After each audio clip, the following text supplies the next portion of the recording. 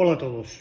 Tal y como os prometí el pasado viernes, hoy vamos a hablar de qué es el estéreo o el sonido estéreo y vamos a hacer un poco de conocimiento sobre su historia.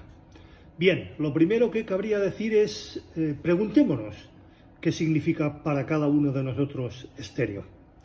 Seguramente la mayoría dirá que se trata de la reproducción de audio en dos canales, tan simple como esto.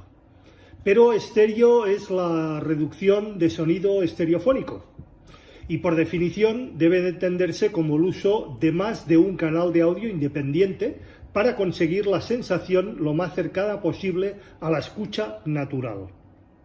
Insisto, a su escucha natural. Eso es importante. La contraposición a estéreo o sonido estereofónico es el sonido monofónico, el mono o monoaural de toda la vida. Vulgarmente hemos asociado el estéreo única y exclusivamente a la reproducción de audio mediante dos cajas acústicas. De hecho, estereofónico viene del griego estéreos, sólido, y de fone, sonido, y fue una palabra que representó o que presentó la Western Electric como analogía a la palabra estereoscópico. Esta primera demostración tuvo lugar en una convención en la SMPT allí en 1937. Estéreo, para los ingenieros de sonido, significa la técnica que hace posible colocar las fuentes registradas en una posición relativa en lo que conocemos como espacio sonoro. Así las cosas, no es ilícito llamar al sonido 5.1, 6.1, 7.1, Atmos, etc., también como sonidos estereofónicos. ¿Por qué no? Las anteriores definiciones, sobre todo la de estéreo, no son aceptadas por todo el mundo, evidentemente. Hay quien se reafirma en que en el estéreo debe de ir asociado única y exclusivamente a la reproducción de dos canales, mientras que otros atienden a la generalización popular, pero mantienen la descripción antes mencionada. Aquí no entraremos a discutir cuál de las dos es la verdadera, que cada uno elija y escoja la que más le apetezca. Aunque sí es verdad que en este post hablaremos justamente del sonido estéreo, definido como hemos anunciado, la posibilidad de representar y colocar sonidos en el espacio sonoro gracias al uso de dos o más canales de audio. Tampoco es la primera vez que recordamos que el ser humano en realidad no tiene una escucha puramente estereoscópica o binaural. Los movimientos constantes de nuestra cabeza permiten situar en el espacio físico cualquier fuente sonora casi a tiempo real. Sí es posible controlar la posición de la fuente mediante dos puntos, siempre y cuando trabajemos en un espacio bidimensional. Única y exclusivamente en un espacio bidimensional podemos trabajar y controlar ese hecho. Pero nuestro mundo es tridimensional, por lo que una vez más el tener tres orejas es imposible. Lo que tenemos son decenas de nuestras suficientes, diferentes, globalmente. Esto nos permite en nuestro cerebro localizar la fuente tanto en el plano horizontal como en el vertical.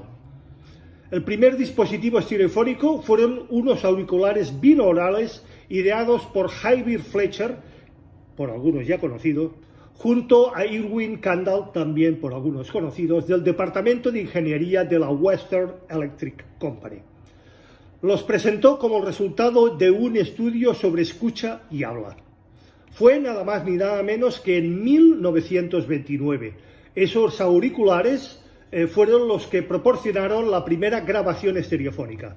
Tiempo más tarde, cuando Fletcher cambió de trabajo, esta vez en los laboratorios Bell Labs, como director de investigación acústica. Un año más tarde, junto a Arthur C. Keller y Leopold Stokowski, Fletcher se dedicó a mejorar los sistemas de grabación de audio en la Academia de Música de Filadelfia y empezó a grabar y transmitir sonido monaural y binaural. Allí en 1931, Alan Dower Bluebelin consiguió una patente en Inglaterra para la grabación en estéreo. El primer disco registrado en estéreo fue obra de Chokowski en el 12 de marzo de 1932. Un disco de vinilo tenía un rango dinámico en aquel entonces de 60 dB, muy poco mejorado a lo largo de su historia y hasta hoy en día, y un rango de frecuencias de no más allá de los 10.000 Hz. Curiosamente, Bell Labs no vio ninguna aplicación comercial en el sistema de grabación con 2 canales, por lo que tardó 4 años en cumplir con la patente, o en cubrir la patente. Mientras Arthur Keller propuso mejorar el método de captación con el sistema 4545, un sistema que pasó al olvido por tener implicaciones comerciales y que fue recuperado mucho más tarde y mejorado sobre los años 50 por la propia Westrex. Los principios del estéreo y sonido estereofónico no fueron para nada prometedores. Quienes trabajaron en ello conseguían continuar con sus investigaciones puramente por interés científico, aunque no recibían un gran apoyo por parte de las empresas donde trabajaban ni por el propio mercado. De hecho, la parte de interés no estaba en la grabación propiamente musical, sino en la transmisión de estas señales, como se intentó demostrar el 27 de abril de 1933, cuando se radió sonido estereofónico desde la Academia Nacional de las Ciencias al Hall, la Constitución en Washington. Allí varios invitados pudieron escuchar la interpretación de una orquesta sinfónica, dirigida esta vez por Alexander Smellers, que estaba interpretando en directo varias piezas musicales. Se instalaron 3 micrófonos, derecha, centro e izquierda, que vía cable, eso sí, pasaron antes por las manos del Dr. Stokowski, que en Washington mezclaba y paneaba los 3 canales en función de sus propios gustos personales. Mientras que la experimentación seguía latente en los estudios de grabación, incluso había tiempo para realizar el sonido estereofónico con otra herramienta de medición más, o como una herramienta de medición más. Allí en 1949 la General Motors pidió a Magnetocore poder realizar grabaciones en estéreo para mejorar el análisis especial de ruido de sus automóviles, otra aplicación del sonido estereofónico.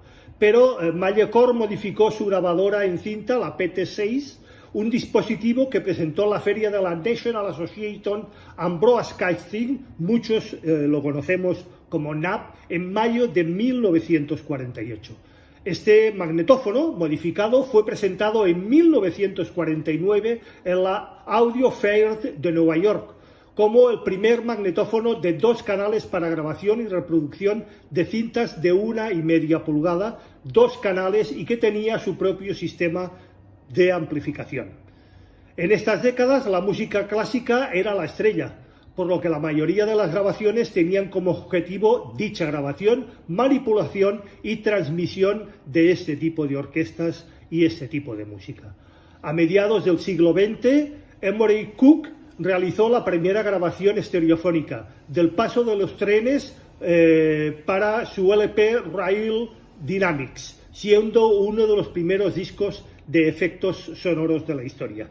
Su idea era poder emocionar al espectador de la misma manera que lo hicieron los Lumières en el siglo pasado con El tren, que quizás es una de sus más conocidas películas.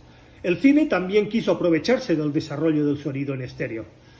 The Rough fue la primera película en CinemaScope con 4 pistas estéreo, liderando las 33 producciones de ese mismo año en 1953 y que acabarían siendo todas ellas en estéreo.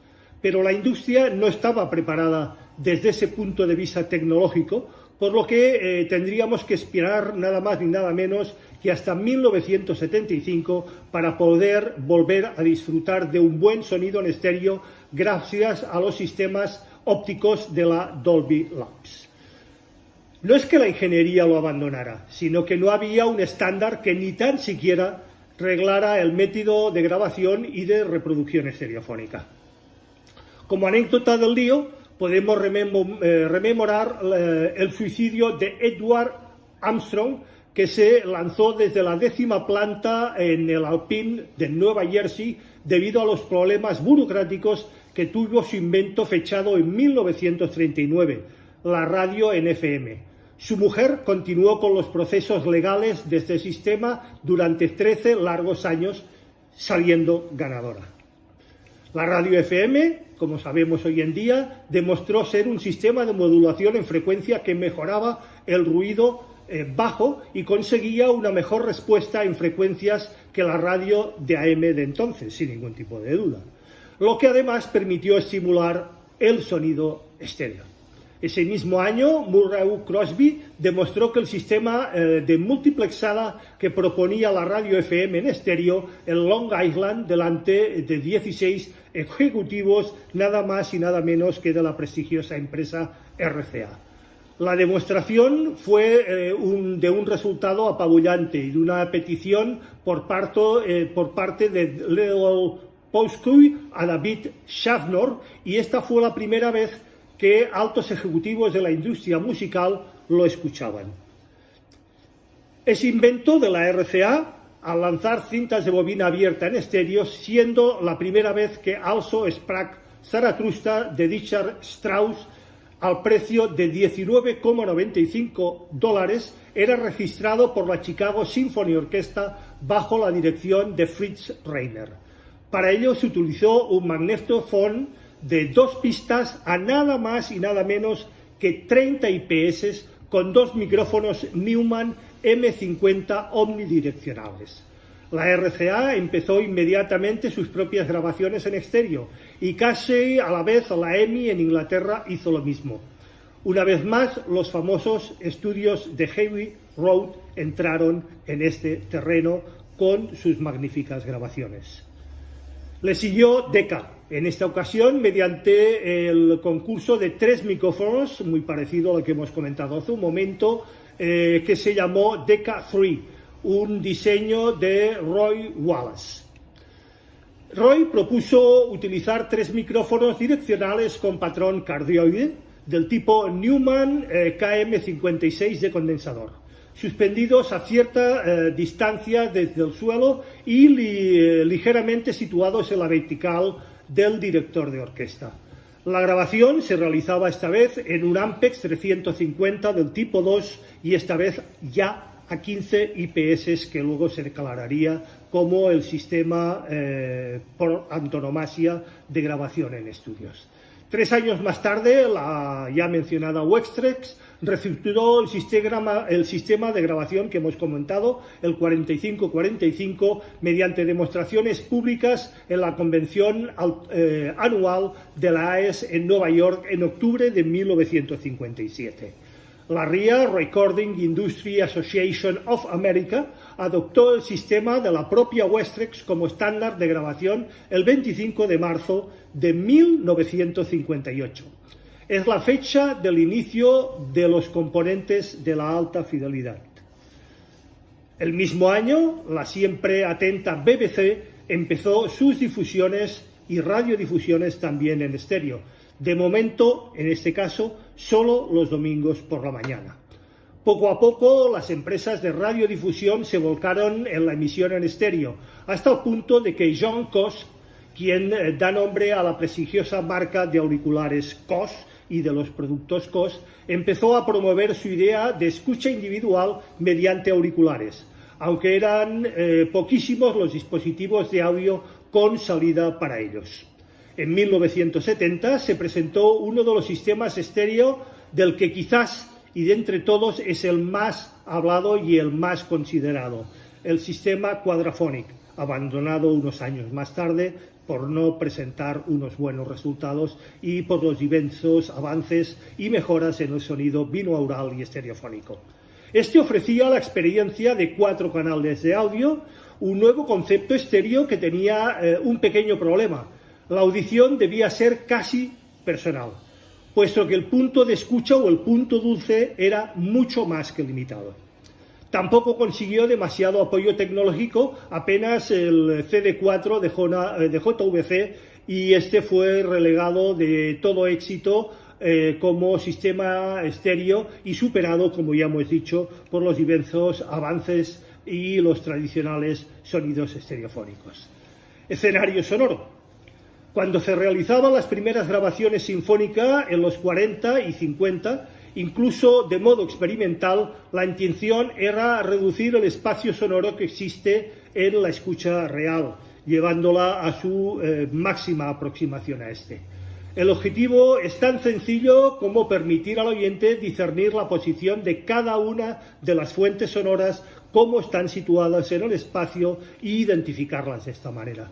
Para entender la simplificación del sonido estéreo en los dos canales tradicionales, basta recurrir a varias premisas que todos los ingenieros de sonido conocen cuando realizan no tan solo una grabación en estudio, sino incluso en las grabaciones de sonido en directo.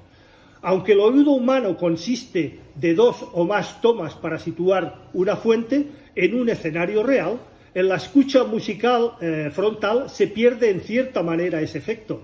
La necesidad de discernir si el sonido proviene de la parte frontal o posterior es un poquitín más complicado.